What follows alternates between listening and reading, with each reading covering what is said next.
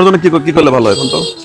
কিছু যদি দান খরচ কিছু করতে পারেন, সাহায্য সহযোগিতা করলে অসুস্থ গরিব মানুষ খাইলো। উনি তো দেখলাম সকালবেলা থেকে এখানে শুয়ে কাতরাচ্ছে, মানে সকালবেলা থেকে দেখলাম যে এই বৃষ্টির মধ্যেও এখানে তার পেটের কর্মের জন্য সে আসছে, এখন কিছু তো করে খাওয়া লাগবে, ভিক্ষা করতেছে। এখন বৃষ্টির মধ্যে যাইবো কোথায়? হয়তো অসল মানুষ যাইতে পারে না, বিজয়ী রয়েছে বসে।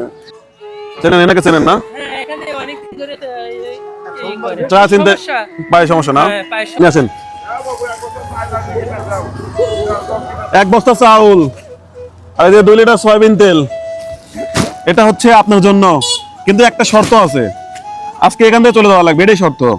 আচ্ছা, আমরা সকালবেলা দেখলাম যে আপনি এখানে কাতরাচ্ছেন বৃষ্টির মধ্যে এখানে, আবার এখন কয়টা বাজে? 5টা বাজে প্রায়, এখনো এখানেই। কি করবো বাদান, আজকে না কামাই করতে বৃষ্টি মনে নাই।